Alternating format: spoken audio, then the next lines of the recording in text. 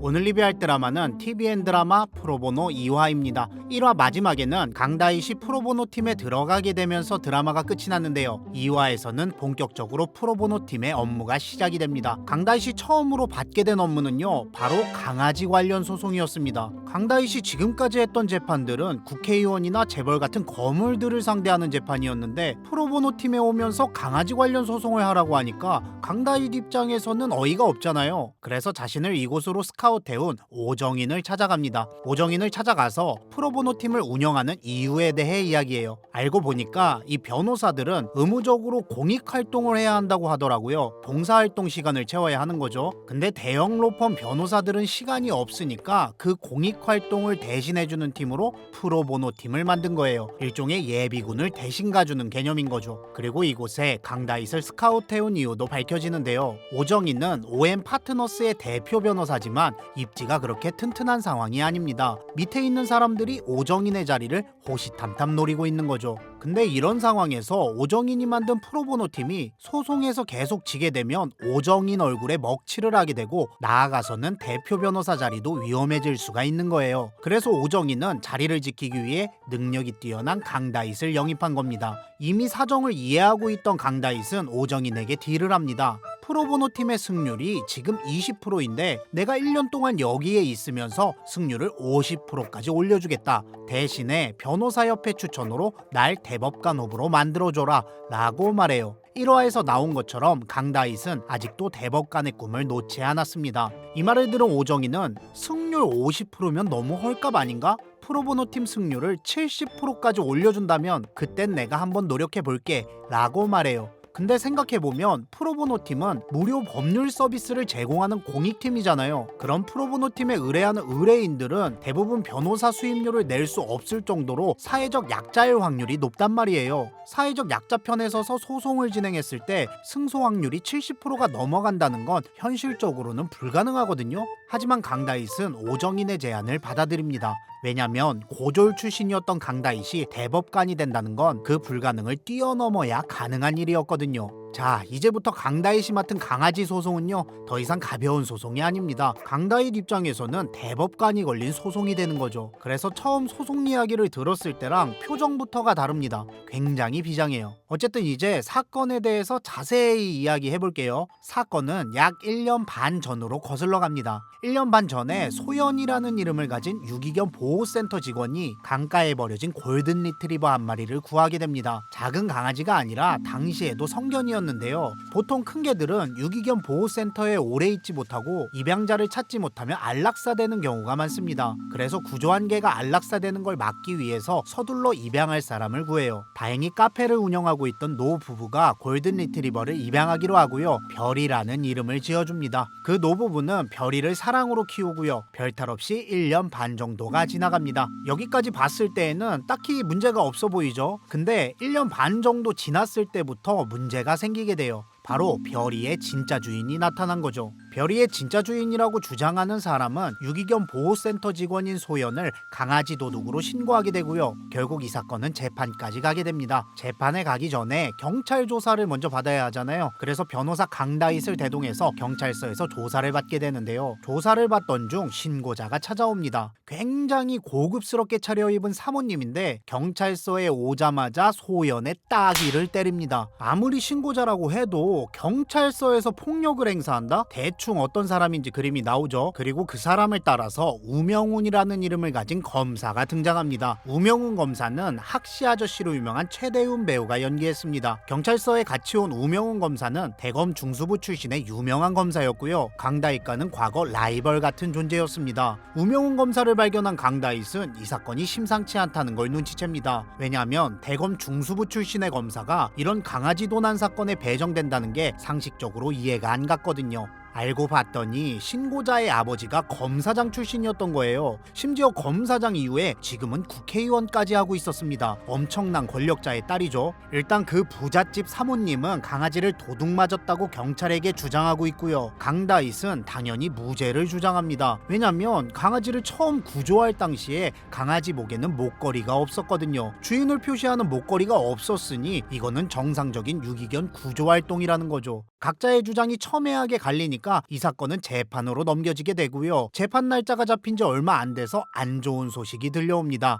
뭐냐면 처음 강아지를 구조할 당시에 원래 강아지가 목걸이를 하고 있었는데 소연이 그 목걸이를 빼서 한강에 버리는 걸 본 사람이 있다는 거예요. 목격자가 나온 거죠. 강다희 씨 무죄를 주장했던 가장 큰 이유는 강아지 목에 목걸이가 없었다는 거였는데 정말로 소연이 강아지 목걸이를 빼서 버린 거라면 이건 변호 하나마나 유죄잖아요. 그럼 당연히 당황할 만도 한데 강다희는 의외로 그럴 줄 알았다는 표정을 짓습니다. 왜냐면 우명훈 검사의 특기가 바로 가짜 증거를 만들어내는 걸로 유명했거든요. 실제로 우명훈 검사는 만만한 전과자 한 명을 찾아가서 협박합니다. 다시 빵에 들어가고 싶지 않으면 가짜 증언을 하라고요. 목격자를 조작한 거죠. 어쨌든 목격자가 조작이 됐던 아니던 사실관계를 파악해야 하니까 프로보노 팀은 소연을 찾아가고요. 소연에게 목격자가 나왔다는 사실을 알립니다. 이 말을 들은 소연은 저는 목걸이를 버린 적이 없어요. 목걸이는 처음부터 없었어요. 라고 부인을 하는데 소연을 빤히 지켜보던 강다희씨 그럼 목걸이를 한강 말고 어디다 버렸어요? 라고 말해요. 뭐냐면 목걸이를 버렸냐고 물어봤을 때에는 소연이 심각하게 부정을 했었는데 목격자가 한강에 버린 걸 봤다는데요? 라고 하니까 표정이 바뀌면서 안심했거든요. 실제로 소연은 강아지가 차고 있던 목걸이를 버렸고요. 목걸이를 버린 장소는 한강이 아니라 성북천이었습니다. 그러니까 목격자가 목걸이를 버리는 걸 봤대요 라고 했을 땐 소연이 겁을 먹었었는데 한강에 버린 걸 봤대요 까지 듣고 나서 아 이거 가짜 목격자구나 라고 생각해서 안심을 했던 거죠. 어쨌거나 소연이 목걸이를 버린 건 사실이니까 이제 검사 측이 내세운 증인이 가짜던 아니던 그건 중요한 게 아니게 됐습니다. 그래서 강다희 씨 추궁을 합니다. 왜 목걸이가 있는 강아지를 주인을 안 찾아주고 유기견으로 만들어서 구조했냐 라고요. 이 말을 들은 소연은 울면서 이야기를 하는데 그 강아지가 강에서 발견됐을 당시에 차고 있었던 목걸이가 그냥 목걸이가 아니라 지진 방지 목걸이였다고 합니다. 강아지들이 짖으면 목에서 전기 충격이 오는 그런 목걸이 있잖아요. 그 목걸이를 강아지가 차고 있었는데 자세히 보니까 시중에 파는 지진 방지 목걸이도 아니고 불법 개조가 된 목걸이였다는 거예요. 전압을 세게 올려놓은 거죠. 얼마나 전압을 세게 올려놨냐면 강아지 목에 빨갛게 상처가 날 정도였어요. 이를 발견한 소연은 이 강아지를 주인을 찾아줘봤자 학대당할 게 뻔하니까 목걸이를 버리고 유기견으로 데리고 와서 새로운 주인을 찾아줬던 거죠. 이야기를 들은 강다잇은 아무리 그렇다고 해도 주인은 찾아주셨어야죠 라고 대수롭지 않게 말하는데 소연이 비슷한 목걸이를 가져와서 강다잇한테 차보라고 말합니다. 그래서 강다잇은 아이 뭐 강아지 목걸이가 세봤자 얼마나 세겠어 하면서 지진 방지 목걸이를 차고 소리를 질러보는데 전기 충격으로 오는 고통이 강아지가 견딜 만한 수준이 아니었던 거예요. 대수롭지 않게 생각했던 강다잇은 아차 싶은 거죠. 그리고 강아지 이름이 별이라고 했잖아요. 사실 별이는 강아지를 입양한 노부부의 손녀 이름이었습니다. 노부부는 예전에 죽은 아들을 대신해서 손녀를 키우고 있었습니다. 그러던 어느 날 손녀도 사고로 목숨을 잃게 돼요. 그래서 망연자실하고 있었는데 그때 찾아온 게 바로 이 강아지였고 이 강아지를 보고 손녀가 떠오른 노부부는 강아지에게 손녀와 똑같은 별이라는 이름을 지어주고 손녀라고 생각하고 키우고 있었던 겁니다. 그러니까 이 강아지를 전 주인에게 빼앗긴다면 노부부 입장에서는 손녀를 빼앗기는 거나 마찬가지였던 거죠. 처음에 강다잇은 재판을 포기할 것을 추천했지만 사정을 듣고 나서는 이번 재판을 진행하기로 합니다. 이미 우명훈 검사가 비겁한 방법으로 선공을 했기 때문에 강다잇 역시 전공법보다는 다른 방법을 쓰기로 해요. 그래서 별이의 전 주인이 별이를 학대하고 있었다는 증거를 찾기로 하고 그 집에 잠입하기로 합니다. 그 집 딸이 초등학생인데 과외 선생님을 구한다는 이야기를 듣고 프로보노팀 유난히 변호사를 과외 선생님으로 위장시켜서 그 집으로 찾아갑니다. 유난히 변호사는 제가 설명한 적은 없지만 이름처럼 좀 유난인 변호사라고 생각하시면 됩니다. 어쨌든 유난히 변호사가 과외 선생님인 척 집에 들어가 보니까 아니나 다를까 그 집 사모님이나 사모님 딸이나 인성이 개차반이었습니다. 초등학생 딸은 뱀 모양 장난감 같은 걸 주방에 숨겨서 가사 도우미 아줌마를 괴롭힙니다. 아줌마는 놀라서 그릇을 깨트리고요. 그 모습을 본 그 집 사모님은 그릇을 깨트렸다며 가사 도우미 아줌마를 해고시킵니다. 억울하게 해고가 된 거죠. 이 모습을 본 유난히 변호사는 씨는 저 가사도우미 아줌마를 증인으로 세우는 게 좋겠다고 생각합니다. 왜냐면 가사도우미 아줌마는 이 집에서 생활을 했던 사람이니까 분명히 강아지를 학대하는 장면을 봤을 거란 말이에요. 게다가 법정에서 증언을 한다고 하더라도 아주머니는 잃을 것이 없는 거죠. 이미 해고를 당했으니까. 그렇게 모든 준비를 마치고 드디어 재판이 시작됩니다. 재판은 국민참여재판으로 시작이 됐고요. 검사 측에는 우명훈 검사가 자리했고 변호사 측에는 강다익과 박기쁨 변호사가 자리했습니다. 우선 검사 측에서는 목걸이 버리는 걸 봤다는 증인을 내세웠잖아요. 강다익은 이 점은 인정을 합니다. 목걸이를 버린 것은 인정을 하지만 그 목걸이를 버릴 수밖에 없었던 이유에 대해 변론하겠다고 말해요. 그러면서 증인을 신청하고요. 계획대로 그 집에서 해고가 된 가사도우미 아주머니가 증인으로 채택됩니다. 가사도우미 아주머니가 말하길 일단 강아지를 키우게 된 계기는 그 집 사모님의 딸아이 때문이었다고 해요. 사모님 딸이 친구네 집에 놀러 갔다가 친구가 강아지 키우는 걸 보고 부러우니까 사모님한테 떼를 썼다는 거예요. 그래서 강아지를 입양하게 됐는데 강아지가 집에 온 지 얼마 안 돼서 딸의 관심이 사라졌다고 합니다. 사모님 역시 점점 강아지가 귀찮아졌습니다. 그때부터 강아지를 학대하기 시작했는데요. 사료값이 많이 든다며 사료를 반만 주라고 말하기도 하고요. 특히 개 짖는 소리가 시끄럽다며 강아지를 많이 구박했다고 합니다. 그러던 어느 날 이상한 목걸이를 사와서 강아지한테 채우니까 그날 이후로 강아지가 짖는 걸 본 적이 없었다고 진술합니다. 그리고 1년 반 뒤에 강아지를 찾은 이유 역시 딸아이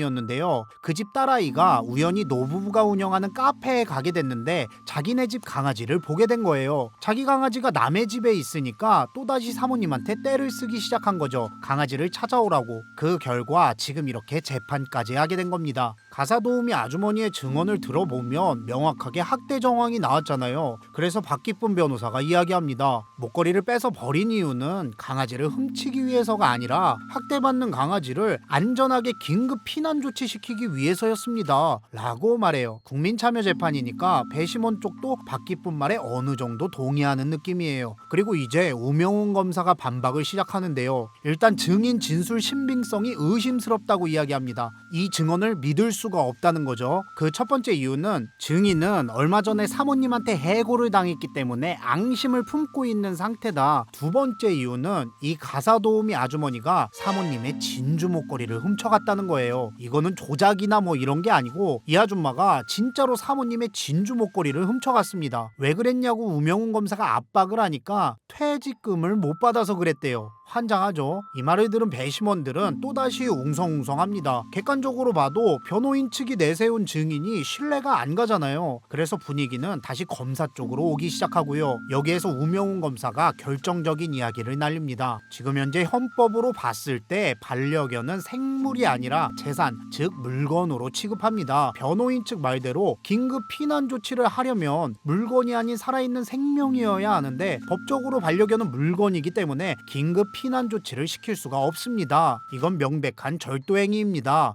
라고 말해요. 우리가 남의 반려견을 죽여도 재물손괴죄에 들어간다고 하잖아요. 안타깝게도 우명훈 검사가 하는 말은 전부 사실이었습니다. 그렇게 변호인 측은 궁지에 몰리게 되는데요. 강다잇은 우명훈 검사가 한 모든 반박을 인정합니다. 반려견이 물건이라는 것도 인정해요. 그리고 판사에게 말합니다. 마지막으로 고소인에게 물어보고 싶은 것이 있습니다. 고소인에 대한 증인신문을 허락해 주십시오 라고요. 판사는 이를 받아들이고요. 고소인, 즉 그 부잣집 사모님은 증인석에 서게 됩니다. 사모님이 증인석에 서 있으니까 강다잇은 증거물을 법정으로 들여오겠다고 말해요. 다들 무슨 증거지? 하고 갸우뚱하고 있는데 별이가 법정으로 들어옵니다. 검사 측에서 반려견은 물건이라고 이야기했을 때 강다잇이 반박하지 않은 이유가 바로 별이를 법정 안으로 들어오게 하기 위해서였어요. 그리고 별이 목에는 예전에 사모님이 채워놨던 지즘 방지 목걸이가 똑같이 채워져 있어요. 이거는 진짜는 아니고요. 프로보노 팀에서 손재주 좋은 변호사가 있는데 그 변호사가 모양만 똑같이 만든 겁니다. 물론 사모님은 가짜인지 모르죠. 아무튼 그 상태에서 강다잇이 일부러 별이 목 쪽을 가리키면서 물어봅니다. 증인, 이 강아지가 다 키우던 강아지가 맞습니까? 골든 리트리버는 다 비슷하게 생겼는데 착각한 거 아닐까요? 라고 물어봐요. 이 말을 들은 사모님은 선뜻 대답을 못해요. 왜냐면 강아지 목걸이가 진짜라고 생각하고 있거든요. 그러면 학대 증거가 같이 있는 거잖아요. 여기에서 자기 강아지라고 인정하면 학대도 인정하는 꼴이 될까봐 대답을 고민합니다. 이때 강다윗이 물통을 증인석에 내려놓으면서 다시 한번 물어봅니다. 정말 이 강아지의 주인이 맞습니까? 착각한 거 아닐까요? 이번에도 사모님은 대답을 고민하고요. 갑자기 화장실에 가고 싶다며 휴정을 신청합니다. 그리고 약 10분 뒤에 사모님은 돌아오고요. 재판이 재개가 됩니다. 이번에도 강다윗이 질문합니다. 사모님, 이 강아지를 잘 보십시오. 이 학대받은 강아지가 사모님의 강아지가 맞습니까? 라고 물어봐요. 그러자 놀랍게도 사모님은 제가 착각한 것 같아요. 이거는 제 개가 아니에요. 제 개는 더 고급스러워요. 라고 말하며 자기 강아지가 아니라고 부인합니다. 그렇게 강아지 절도죄로 입건됐던 소연은 무죄 판결을 받고요. 강다윗의 프로보노 첫 재판은 승소로 마무리가 됩니다. 비하인드가 살짝 있는데요. 아까 강다윗이 사모님한테 질문을 할 때 물통을 내려놨다고 했잖아요. 사실 물통엔 쪽지가 써져 있었습니다. 지금 당장 아빠한테 전화해보세요 라는 내용의 쪽지요. 쪽지를 본 사모님은 화장실에 가고 싶다며 휴정을 하고 밖에 나가서 아빠에게 전화를 걸고요. 전화를 받은 검사장 출신의 국회의원 아빠는 엄청나게 화를 냅니다. 왜냐면 자기 딸이 강아지를 학대했다는 사실이 언론에 알려지면 재선을 하기가 힘들거든요. 선거가 얼마 안 남았었어요. 그리고 이 모든 건 강다윗이 꾸민 일이었습니다. 강다윗은 강아지 학대 정황을 확인하고 나서 사모님 아빠한테 협박 전화를 합니다. 만약에 재판에서 자기가 지게 되면 딸이 강아지를 학대했다는 증거를 언론에 풀겠다고요. 결국 강다윗이 꾸민 대로 재판장에 돌아온 사모님은 강아지를 착각했다고 진술을 하고요. 그렇게 재판이 무죄로 마무리가 됩니다. 그리고 이 모든 재판 과정을 오정인이 몰래 숨어서 보고 있었습니다. 재판을 본 오정인은 만족하는 표정으로 법원에서 나오고요. 의문의 남자가 운전하는 승용차에 몸을 실습니다. 그리고 놀랍게도 그 의문의 남자, 차를 가지고 온 남자는 바로 유재범이었어요. 유재범이 누구냐면 1화에서 강다윗 트렁크에 12억을 넣었던 사기꾼입니다. 그러니까 강다윗을 판사에서 쫓겨나게 만든 남자가 오정인과 같은 차를 타고 대화를 나누고 있는 거죠. 과연 오정인은 악당일까요? 아닐까요? 프로보노 2화 리뷰 끝.